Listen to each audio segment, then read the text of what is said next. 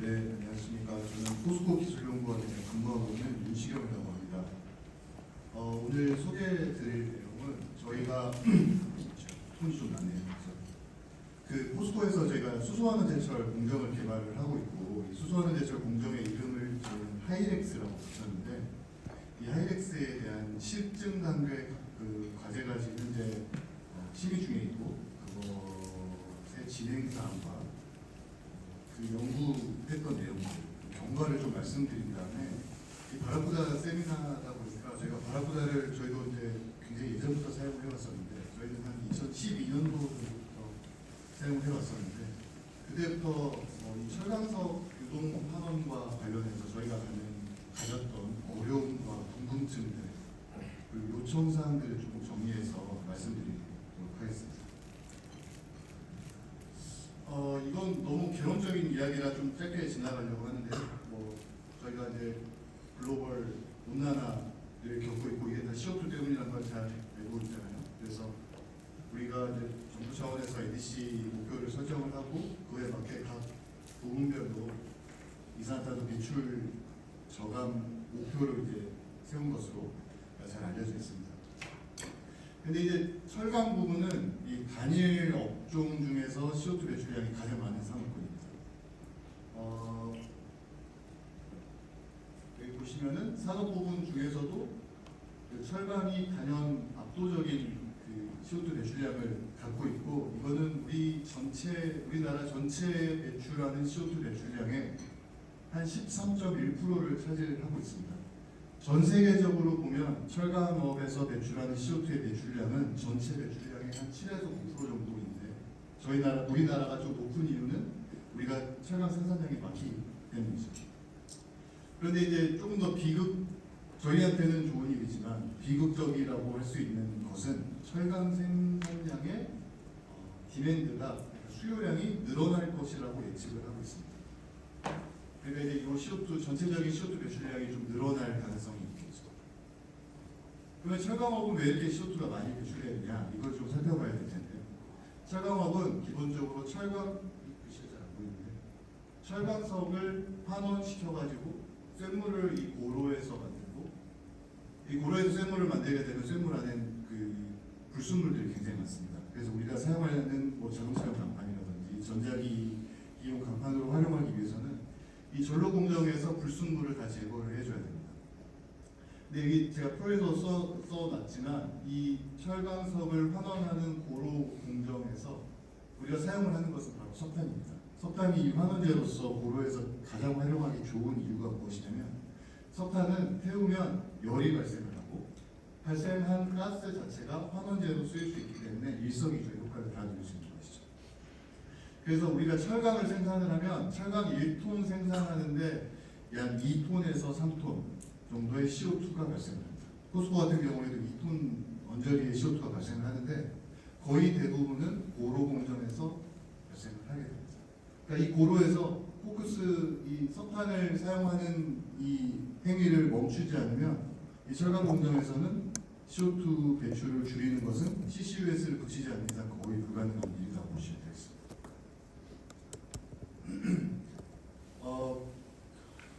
이제 철강을 생산하는 방식이 두 가지가 있고, 하나는 고로와 이 전로를 사용하는 방식과 전기로를 사용하는 방식이 있는데, 이 페이지를 제가 굳이 넣은 이유는 전 세계 철강의 70% 정도를 고로 가지고 생산합니다.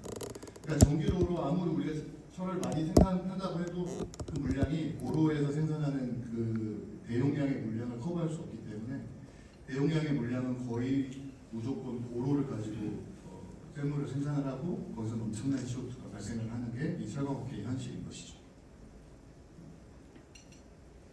그래서 사람들이 이제 수소환원 제철을 이야기를 하기 시작했습니다. 수소로 철강석이 환원된다는 것은 굉장히 오래전에 알려져 있는 일이었습니다. 이제 CO를 이용해서 철강석을 환원하게 되면 잘 아시는 바와 같이 CO2가 발생을 하게 되죠. 그래서 쓰는 족족 CO2가 배출이 됩니다. 근데 수소는 잘 아시는 것처럼 환원을 하게 되면 산소가 붙어서 물이 만들어지는 굉장히 친환경적인 프로세스이고, 이 옆에 이 오른쪽에 있는 그래프는 TGA를 이용해서 실험한 결과인데 철광석을 동일한 온도에서 CO를 가지고 실험한 것과 수소를 가지고 그 실험한 결과를 살펴보시면 그 환원 속도가 수소가 압도적으로 빠릅니다.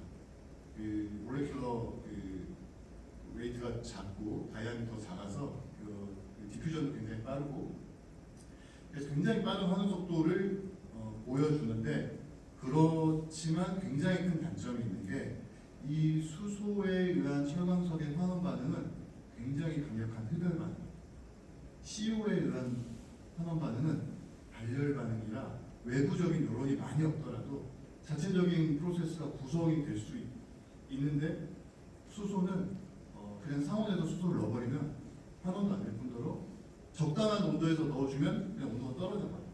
그래서 굉장히 고온으로 수소를 가열해야만 공정이 성립되는 그런 맹점이 있습니다. 그래서 저희도 이제 포스코에서 수소환원 제철을 개발하자. 그럼 어떻게 개발할 것이냐? 이 아이디어의 그 시발점에 대해서 좀 말씀드리려고 하는데, 잘 아시다시피 우리나라에서 철광석이 나지 않습니다. 철광석은 대부분 호주나 아프리카나 남미에서 만드는데 물동량과 그 비용을 물류 비용을 고려했을 때 저희는 거의 호주에서 들어옵니다. 일부 브라질에서 들어오는 철광석도 있긴 하는데 거의 그 호주에서 들어온다고 보시면 되고 그렇기 때문에 이 물동량을 어떤 철광석을 구할 수 있느냐 이게 굉장히 큰 핵심이고 이 표는 전 세계의 해상 물동량 그 철광석에 대한 해상 물동량입니다. 뭐 1억 6천만 톤 정도가 해상으로 거래가 되는데 그 중에 70% 정도는 우리가 고로에서 사용하려고 하는 소결광용 철광석입니다. 소결광용 철광석의 특징은 일단 철광석 1톤 안에 Fe 함량이 낮아요. 낮다는 소리는 산소도 많이 포함되어 있고 불순물이 많이 들어있다. 그리고 분 형태로 존재해요. 그래서 이 분 형태의 이 철광석을 사용할 수 있는 공정이어야 될 것. 그리고 분 형태의 철광석을 사용하다 보니까 환원을 한 뒤에도 이 불순물을 제거할 수 있는 공정이 있어야 될 것. 그리고 우리는 일괄 제철소다 보니까 후단에 이 쇳물이 만들어지면 기존의 인프라스트럭처를 그대로 이용할 수 있어야 될 것. 이것에 대한 전제 조건을 가지고 우리는 이제 하이렉스를 개발하게 된 것이죠. 이제 보여지는 PFD 간략한 PFD인데 이게 이제 저희 하이렉스 공정입니다. 하이렉스 공정은 수소 환원 제철 공정의 그냥 줄임말입니다. 하이드로젠 리덕션의 줄임말이에요. 수소를 100% 수소를 가열을 해서 다단 유동층을 거쳐서 배가스를 재순환하고 얘를 다시 원래 수소화 하신 다음에 이렇게 공정으로 순환하고 철광석은 이 첫 번째 리액터를 저희가 R4라고 부르고 가스가 먼저 들어가는 리액터를 R1이라고 부르는데 R4로 철광석이 분 형태의 철광석이 들어와서 오버플로우로 스탠드 파이프 통해서 지나가고 또 지나가고 또 지나가서 수소 환원 철이 만들어지는 이런 공정과 동시에 가스는 카운터 커런트로 이제 R1으로 들어가서 분산판을 지나고 배수에서 환원을 하고 사이클론을 지나고 이렇게 줄줄줄 지나서 스크러버에서 온도와 미분을 제진을 하고 불순물을 제거한 다음에 원래 수소랑 다시 합쳐지는 이런 공정을 이제 구상을 하게 되었고 이 환원된 철광석은 이제 전기 용융로라고 불리는 이 ESF에 넣어서 고로하고 동일한 성분의 용선과 슬래그를 만들어낸 것이죠. 여기서 용선이라 하면 그냥 그 쇳물이라고 생각하시면 되고 슬래그는 용선 이외에 원래 철광석에 들어있던 불순물들, 그러니까 알루미나나 실리카나 이런 불순물들을 제가 슬래그라고 했습니다. 근데 다행히 포스코에는 우리가 파이넥스라는 공정을 통해서 연산 200만 톤까지 이런 유동층을 돌린 경험이 있고 그건 여전히 돌아가고 있는 설비이고 이 ESF와 관련해서도 우리는 전 세계에서 가장 큰 ESF를 광양의 SNNC라는 회사에서 돌리고 있습니다. 이 SNC라는 회사는 포스코하고 그 뉴칼레도니아의 페로니켈 광산을 가지고 있는 합 회사의 SMP인가 하는 회사인데 이름이 그 회사와 만든 합작 회사입니다. 그래서 거기서 이제 전 세계에서 가장 큰 ESF를 돌리고 있으니까 앞에서 설명드렸던 것처럼 우리는 분철광석, 소별용 분철광석을 사용을 함과 동시에 여기서 ESF 유동층과 ESF 기술을 활용하면 수소를 가지고도 충분히 공정을 구성할 수 있겠다. 왜냐하면 우리한테는 충분한 노하우들이 있고 실적들이 있기 때문에 쉽게 상업화와 기술의 실현이 가능하겠다라는 결론을 가지고 이제 저희가 연구 개발을 시작을 하게 된 것입니다. 그래서 유동층 측면에서 말씀드리면 앞에서 말씀드렸던 내용인데 이제 우리가 기송을 통해서 리액터 3에 또 3일 수도 있고 4일 수도 있고 리액터에 이거는 파이넥스 공정이라서 리액터가 3인데 기송을 통해서 지상에서부터 R3로 광석을 잠입을 하게 되고 그 다음에 가스는 아론으로 들어와서 분산판과 배드 그리고 사이클론을 통과하는 다단 유동층 반응 형태이고 이 반응기 사이의 흐름량은 어떤 물리적인 그 디바이스를 이용해서 제어를 하지 않습니다. 단순히 체류 시간이 지난 이후에 오버플로 형태로 자연적으로 흐름이 형성이 되고 그 흐름이 형성될 수 있도록 배드의 높이와 스탠드 파이프의 직경, 각도 이런 것들을 다 설계 시 반영을 해서 문제가 그 정상 조업, 그러니까 운전자의 개입 없이 정상 조업이 가능하도록 공정과 반응기를 설계하였습니다. 그리고 이것에 대한 실적들을 살펴보시면 그 파일럿 플랜트 단계에서부터 데모 플랜트 그리고 이게 150만 톤 파이넥스 공장, 200만 톤 파이넥스 공장 여기서부터가 저희가 1공장, 2공장, 3공장이라고 부르는 것인데 반응기도 여기는 처음엔 3개였다가 유동층 측면에서 3개의 반응기였다가 4개의 반응기였다가 해보니까 3개만 있어도 될 것 같다 이렇게 해서 3파이넥스 200만 톤 3파이넥스 공장에는 3개의 유동층이 이렇게 시리즈로 연결되어 있는데 반응기의 지점은 9.8m 그리고 분산판에서부터 구리보드까지의 높이는 약 14m의 대형 유동층을 가지고 있습니다. 근데 이제 이거를 아시다시피 파이넥스에서 하이렉스로 변경하는데 여러 가지 변경 요인들이 있잖아요. 일단 가스가 바뀌었고, 그렇기 때문에 유동 조건들이 바뀌기 때문에 여기 큰 글씨로 볼드체로 해놓은 이런 것들을 저희가 새로 고려를 했어야 하겠습니다. 첫 번째로는 가스 조건이 변경이 되기 때문에 파이넥스에서 했던 그 유동층의 설계 내용을 그대로 반영할 수 없었습니다. 왜냐하면 이제 그 파이넥스 같은 경우에는 석탄가스 기반으로 진행되는 건데 여기는 수소를 사용하다 보니까 가스의 밀도와 비스코시티 등등이 굉장히 달라서 동일 유속과 동일 조건으로 유동시킬 수 없다라는 걸 이제 저희가 확인을 해서 이거를 재조정하는 연구를 좀 수행을 했었고 그리고 다단 유동층 반응에 대해서도 목표로 하는 환원율 자체도 좀 변경을 했고 소모되는 가스량 결국엔 가스 유속이 되겠죠. 유속과 그때 이제 반응이 직경이 되겠는데 그리고 각 반응기별로 온도 프로파일 그리고 체류 시간들을 어떻게 이제 재설정해야 될지에 대한 연구를 진행을 했었고 이제 환원율이 철광석이 환원율이 높아지면 이 표면에 FE가 이제 노출이 됩니다. 근데 이 FE는 특이한 게 온도가 특정 온도 이상 올라가면 약간 말랑말랑해지는 특징이 있어요. 그래서 얘가 뭘 유발하냐면 스티킹을 유발합니다. 스티킹을 유발하게 되면 이 그냥 단순히 보이시는 이게 베드가 형성되는 요 지점이나 사이클론 홈부 그에 부착물들이 생겨서 막히는 현상들이 일어나고 이게 다단 유동층 반응기다 보니까 여기서 비산되는 더스트들이 사이클론에 다 잡힐 수가 없잖아요.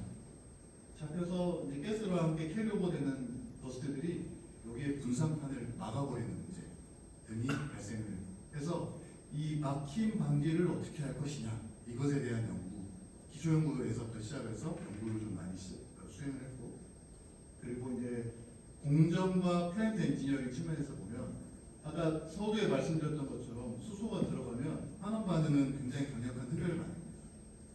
여기서 예를 들어서 1000도의 가스를 넣어주면 이쪽 R4에서는 전혀 유동이 안 되어버릴 수도 있어요.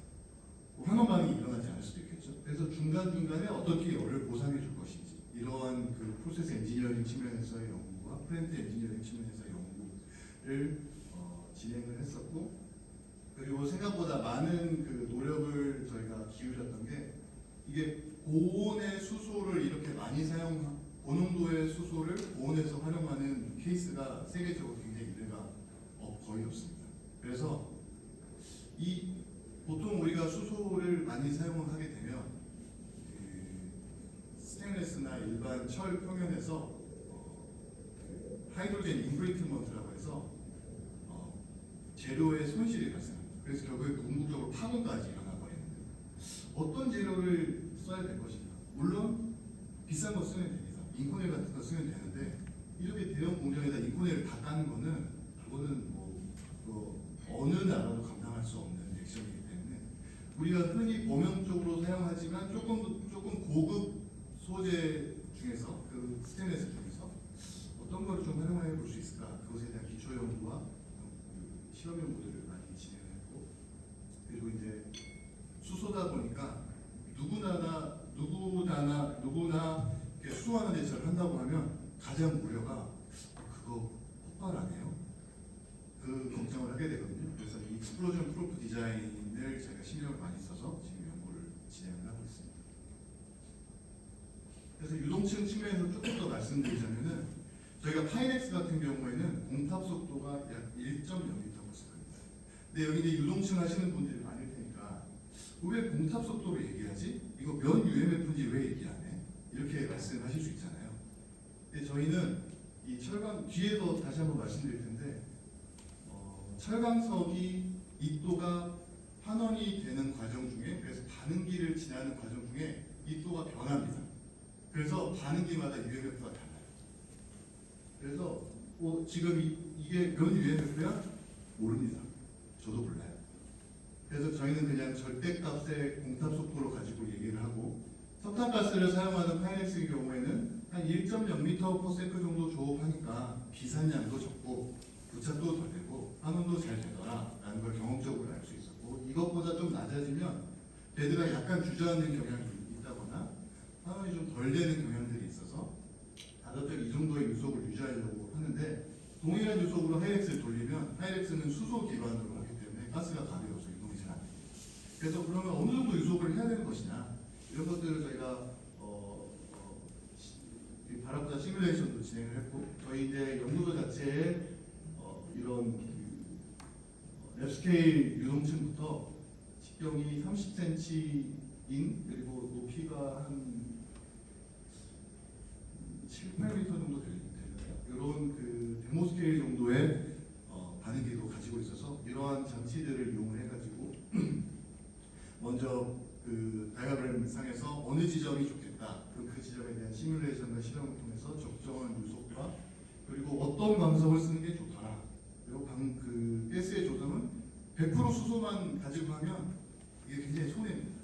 그래서 적절하게 유속을 유지하기 위해서는 임의로 질소를 좀 섞어버려야 돼요. 유속을 바꿔가지고.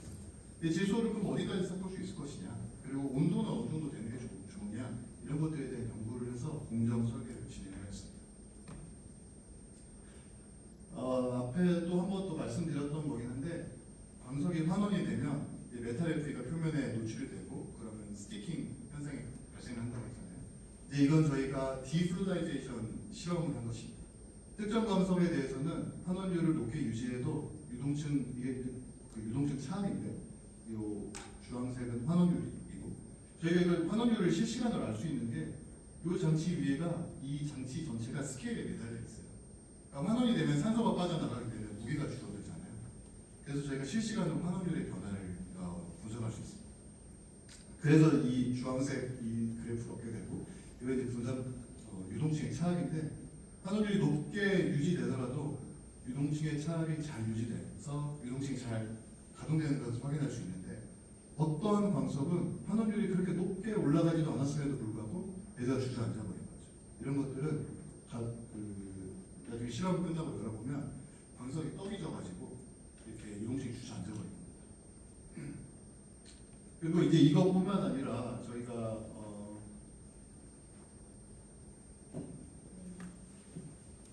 이 공정에서 보시다시피 여기서는 굉장히 큰 입도에 생각보다 큰 입도의 분철광석이 들어갔다가 굉장히 미분으로 나오는데 여기에서도 그 머터리얼 핸들링 차원에서 이 분체가 과연 이 호퍼나 이송 설비에서 문제없이 흐를 것인가, 배출될 것인가, 막힐 것인가 이러한 기초 연구들을 좀 진행했었거든요.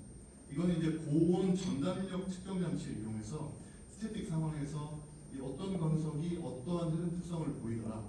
그래서 광석을 섞었을 때는 어떻게 하면 흐름성이 좀 개선되더라. 이러한 기초 연구들을 저희가 직접 측정을 해서 반응기 설계뿐만 아니라 이 고온 수소 환원철에 대한 저장 설비, 이송 설비들도 직접 설계를 하고 이것을 이제 우리 실증 단계의 플랜테지 반영을 해놓은 상태입니다. 그리고 저희 하이렉스의 큰 특징 중에 하나가 이 수소가 들어오게 되면은 이쪽으로 들어오게 되겠죠. 근데 이 유동층의 그 당면한 원리에 의해서 이 수소가 화학 당면보다 훨씬 많은 양이 들어가야 됩니다. 그래서 유동을 유지하기 위해서는 UMF 이상의 가스가 필요하게 되다 보니까 그래서 우리가 수소를 이렇게 넣어주면은 들어간 수소의 반도 못 쓰고 수소가 나옵니다. 근데 수소 굉장히 비싸거든요. 저희가 천연가스로 수소를 만들다 보니까 그래서 이 수소를 버릴 수는 없어서 일단 더스트하고 수분을 날려주고 이 배가스 순환 시스템에 PSA가 달려 있어서 수소만 선택적으로 제거를 포착을 시킵니다. 그 다음에 수소만 이렇게 재순환을 시켜서 가스의 이용 효율을 높이고자 공정을 설계했습니다. 그리고 이 전체적인 공정은 이제 이게 저희가 이제 GUI로 만들어 놓은 건데 플로우시트 베이스드 시스템 엔지니어링을 한 것이죠. 공정 설계를 한 것인데 파이썬에 이제 파이오모라는 옵티미제이션 툴을 오픈 소스로 붙여가지고 모델을 통해서 스테디 상태의 모델을 설계를 하고 그때 반응기별 온도나 스트림별 반응률 등을 계산할 수 있는 프로그램을 만들어서 보유를 하고 있고요. 근데 이거는 스테디 상태의 조건이다 보니까 변해가는 과정 중에 공정이 무너져 버릴 수 있잖아요. 그거를 또 확인하기 위해서 아스펜으로 이 공정에 대한 다이나믹 시뮬레이션을 진행을 하고 있습니다.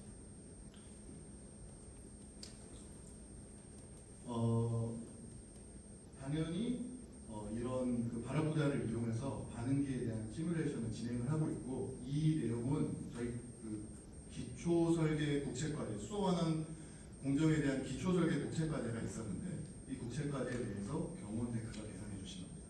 그러니까 반응기와 반응기가 실제로는 이런 식으로 연결되어 있고 여기서 들어온 가스가 분산판을 지나서 사이클론을 지난 다음에 이 후단에 연결된 배관으로 이렇게 연결되기 때문에 이 중간에 연결하는 이 스탠드 파이프 내에서 압력 밸런스가 굉장히 중요합니다. 이 압력 밸런스가 맞지 않으면은 이 가스는 이쪽으로 쇼컷이 나와가지고 얘도 주저앉고 얘도 주저앉아요. 그래서 이 설계와 이러한 그 시스템에 대해서 저희도 처음 계산해봤습니다. 경원테크의 도움 덕분에 이쪽으로 오버플로우로 라이저 그 스탠드 파이프를 통해서 내려오면 이렇게 받게 되는데 이러한 계산을 처음 진행해봤는데 일단 계산은 잘 됐는데요. 절대적인 수치는 거의 맞지 않습니다. 아직 이제 저희가 시작 단계라 이걸 좀 튜닝해가는 과정이 좀 필요할 것 같습니다.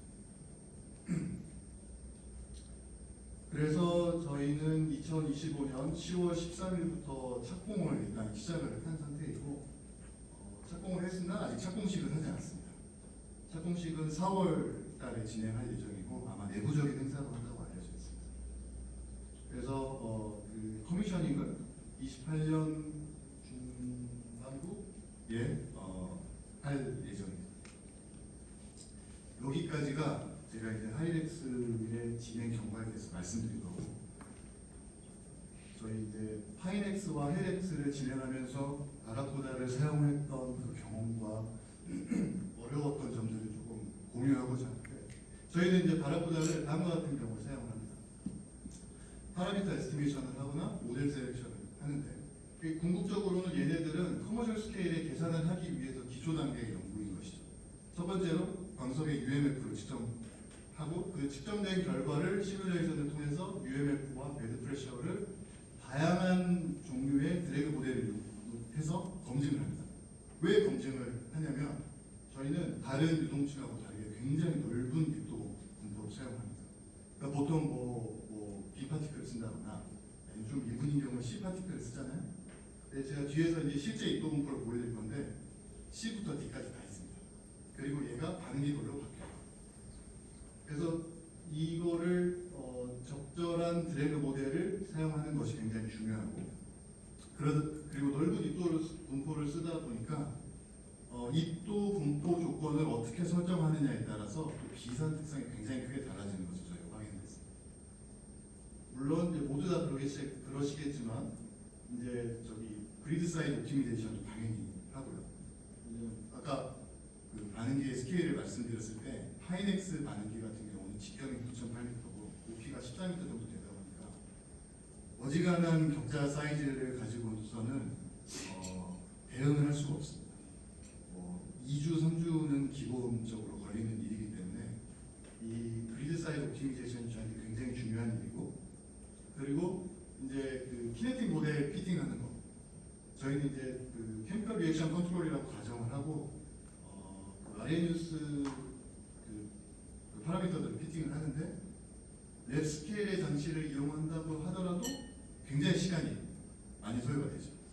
그래서 이러한 일들을 하고 이를 통해서 뭐 윈드박스 디자인을 한다든지 디스트리뷰터 디자인을 한다든지 사이클론 디자인을 하고 궁극적으로는 커머셜 스케일의 리액터에 대해서 유동층의 퀄리티와 그리고 뭐 오퍼레이팅 파라미터들에 대한 그 영향도를 계산합니다. 철광석에 대해서 잠깐 말씀드릴 텐데 이거는 제가 예전에 그 작년인가 재작년에 우리 강릉에서 아스콘 컨퍼런스에서 제가 발표했던 건데 제가 특별히 광석 중에 1에서 2.8mm만 갖는 애들만 시빙해가지고 그 현미경을 찍어봤어요. 근데 보시면 아시겠지만 일단 그 쉐입이 굉장히 이레귤러하고 이것보다 더 큰 문제가 여기 광석 하나에 붙어있는 이 미분들 보이시죠? 얘네들이 굉장히 많아요. 그래서 얘가 지금 1에서 2.8mm면은 거의 D파티클에 가깝거든요. 유동을 시켜보면 처음에는 친구리가 약간 그냥 기분이 날라가고 그런 다음에 D파티클의 성질을 보여주고 근데 이게 실제 저희의 광석의 입도이고 드라이어 전단과 후단이라고 하는 것은 드라이어 전단은 실제 야대에서 광석의 상태에 있고 얘를 한번 건조를 해야 되거든요. 우리는 그 광석을 대기 중에 이렇게 보관을 하고 있기 때문에 얘를 건조를 해야 돼요. 드라이어 후단에서 측정하는 것 그러면은 큰 차이가 없습니다. 근데 저희는 이제 입도 분포가 넓기 때문에 평균 입도를 그 누적 분율 50%인 L을 가지고 보통 이야기를 합니다. 뭐 다른 분들이 사용하시는 것처럼 뭐 사우토닌 다이아미터를 쓴다거나 이런 것을 잘 하지 않고 D50을 사용을 하는데 D50이 거의 1mm 수준의 형성이 되었습니다. 근데 이게 첫 번째 반응기를 지나고 나면 750 마이크로 이하로 거의 500 마이크로 수준으로 떨어집니다. 근데 두 번째, 세 번째 반응기에서 환원이 일어나고 나면 얘가 100 마이크로 수준으로 떨어집니다. 그러니까 첫 번째 원래 들어왔던 에지 리시브드 광석은 1mm 수준인데 배출되고 나면 100 마이크로 수준으로 떨어져 버립니다. 근데 여기 또 더 큰 문제가 있어요. 저희가 부원료도 같이 집어넣거든요. 철광석은 환원이 돼서 미분이 되는데 부원료는 분화가 되지 않아요. 그래서 얘를 분율로 그려놓으면 이렇게 어떤 분포를 보이지만 그냥 개별 그 누적 분율이 아니라 그냥 분율을 그려놓으면 쌍봉이 나옵니다. 대립이 있고 소립이 있는 이런 쌍봉 형태가 나옵니다. 근데 그 두 개의 밀도 차이가 더 커요. 근데 이게 침몰이가 또 일어나면 안 됩니다. 그런 걸 유지하기 위해서 다양한 조건에서 저희가 실험을 하고 시뮬레이션도 하고 침몰이가 일어나지 않도록 공정을 유지하고 있습니다. 그리고 더 큰 문제 또 하나 있습니다. 입도가 변하는데 얘가 환원이 되면 점점 포러스해져요. 그러니까 원래 FE하고 O가 붙어있던 데서 산소가 빠져나가니까 거기에 베이컨시가 되거든요. 그러면서 입자가 굉장히 포러스해집니다. 그래서 실제로 입자의 여기는 그 얘기는 아니긴 한데 환원이 되면 될수록 입자의 밀도가 바뀝니다. 근데 우리가 유동층 할 때 보면은 입자의 밀도와 입도가 유동층이 전부잖아요. 근데 그 두 개가 계속 바뀝니다. 그래서 이제 여기 그 게다트 다이아그램 상에 보면은 저희의 파이넥스와 하이렉스는 이제 동일한 분석을 사용할 예정인데 A 입도 분포가 10mm에서부터 수십 마이크로까지 포함되어 있는. 그래서 베드 내에서 이 모든 게 다 일어납니다.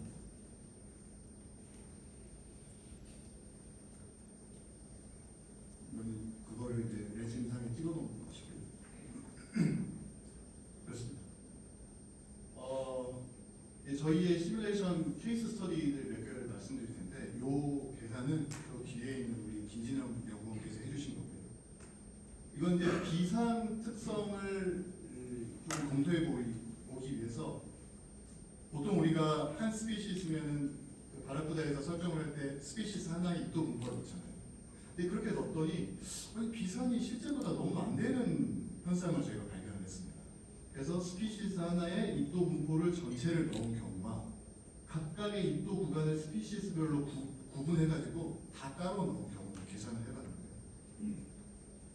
이제 뭐 길게 계산을 하지는 못했지만 이게 이제 요 임의의 리액터이면서 실제 우리가 랩에서 사용하는 그 버블캡 형태의 분산판을 가진 녀석이고 동일한 유속으로 측정을 해보면 비산량이 누적 비산량이 굉장히 차이가 많이 납니다. 그래서 이것도 이제 PSD를 어떻게 설정하느냐에 따라 비산 특성이 굉장히 달라질 수 있구나 이런 것들을 저희가 하나 체득한 게 있고 두 번째로는 이제 저희가 입도 분포가 굉장히 넓다 보니까 뭐 웨넨유 모델을 쓴다든지 EMMS 모델을 쓴다든지 그 바라쿠다에서 제시하는 다양한 드래그 모델이 있을 텐데 이런 것들을 조작 없이 쓰면 거의 맞지 않습니다. 요 보라색이 실제 그 UMF 측정 결과인데요. 유속을 올리고 내린 결과인데 웨넨유 모델과 EMMS 모델 또는 TL 모델이었던데 이게 누구누구와 에빈스피를 모델했던 것 같은데 웨넨유 모델을 쓰면 일단 맞지 않아요.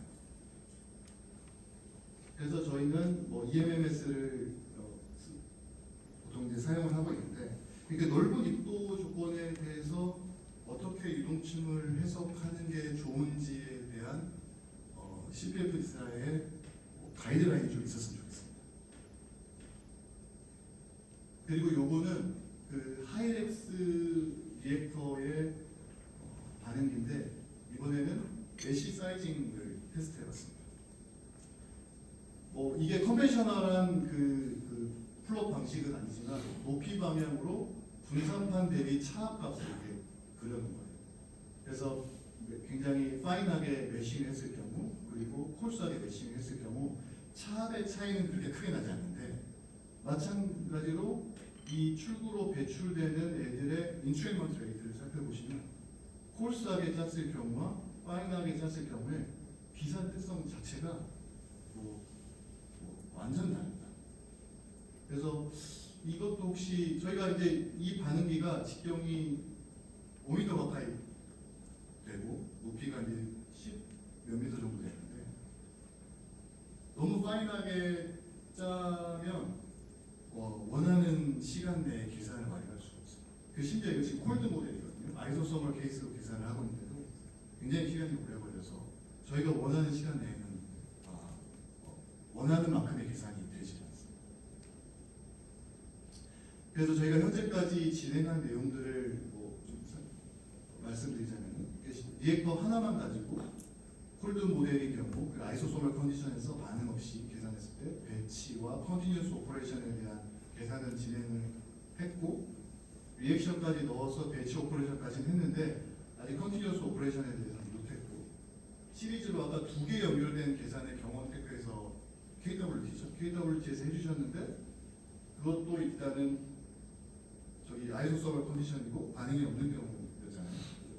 그거까지는 진행을 했으나 여기에 반응을 넣어서 계산을 할 수 있을지 그거는 미지수고 일단 저는 안 할 겁니다. 저는 못 할 것 같아요. 그리고 이제 요거는 저희가 이제 CPFD사를 처음 만나는 그 자리라서 이런 것들을 조금 제안을 드리고 싶어가지고 좀 포함을 했는데 그리드 제너레이션에 대해서 이 코드가 장점이자 단점이 컨텐션 코드 그 그리드 제너레이션을 쓴다는 거잖아요. 그래서 저희 같은 경우에 퍼포레이티드 플레이트를 쓰거나 또는 뭐 버블캡 같은 거를 쓰면 정확한 모사가 조금 어렵습니다. 그래서 이거를 혹시 조정하거나 개발해 줄 수 없는지 그리고 우리 같이 입도문법 굉장히 넓은 경우에 대한 베스트 프랙티스가 무엇일지에 대한 가이드라인이 좀 있었으면 좋겠고 그리고 저희는 이제 아이언오 리덕션 모델은 굉장히 복잡한 반응이 일어나기 때문에 슈링킹 코어 모델을 써야 됩니다. 언레이티드 슈링킹 코어 모델을 써야 됩니다. 물론 이걸 일일이 다 쳐서 넣으면은 할 수 있어요. 저희도 해본 적이 있고 일단 이거에 대한 그냥 플랫폼이나 이렇게 모델이 좀 삽입되어서 제가 상수값만 이렇게 넣어서 바꿀 수 있게 좀 해주면 어떨까? 그래서 좀 제안드렸습니다. 네, 제 발표는 여기까지입니다. 혹시 질문 있으신가요?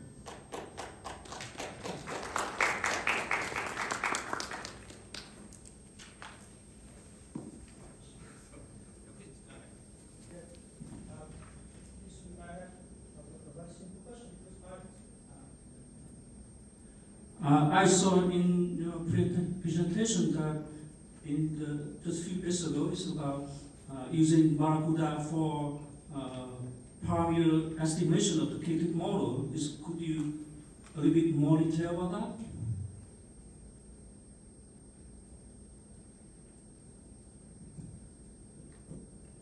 So you mean this whole thing? Yes. Okay. For the parameter estimation, I've been presenting that we've been using this Barracuda model. The ultimate purpose of this model is to simulate the commercial scale operation. But before simulating the commercial scale operation, we need to validate each model and the parameters, whether it fits well to our system, right? So what we do is we validate with the experimental data in terms of minimum fluid adhesion velocity and the bed pressure loss. And also we do some numerical experiment regarding the entrainment within the lab scale facility, manipulating the particle size distribution, just as I have mentioned a few slides later. I mean, more detail, keep it more. Sorry? I mean, the last one. Last one? Probably the estimation for Hernandez based Okay. You know what is Arrhenius-based model, right? Yeah. We need to feed in the frequency factor and the activation energy, and etc. etc. But on a previous slide, I have shown you, and I have presented in Korean that we have this lab scale model, which is held on a scale. So you can simultaneously know the conversion within time. And this is one of the results. So we know the operating condition, and we do the same simulation with any given Arrhenius vector. And we fit the data with this reduction data. Probably, for me, it's a little bit confused because the parameter estimation is kind of tracked by the kinetic parameter, right? But because you mentioned Barracuda using for that Yes. process, so it's a little bit confused. So I insert the parameters for the Arrhenius model, and I validate it with the experimental data, and they will have some deviation, and I do the tuning. So in it needs kind of peer model application. That's right. That's right. That's right. Implementation is That's the peer model. Yeah.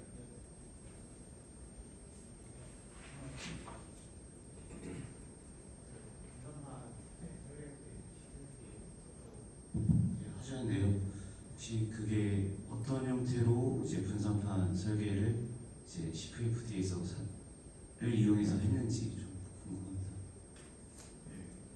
그것도 우리 저기 뒤에 앉아 있는 저희 회사에 이제 김진영 연구원이라고 있는데 그분이 하신 건데 저희가 이제 반응기 내부의 분산판을 원래는 퍼프레이티드 홀 형태로 뚫어놨습니다. 그러면 이제 우리 베비스필 책에 나온 것처럼 분산판에 걸리는 차압이 베드 차압에 얼마 정도 되어야 된다. 그거에 맞게 이제 설계를 하게 될 거잖아요.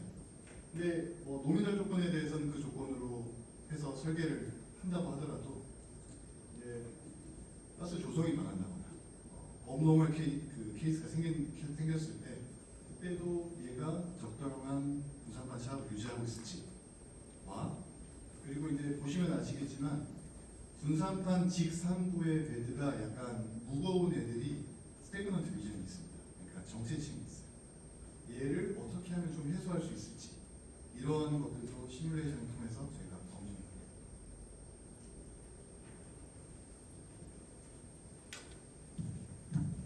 시간이 돼서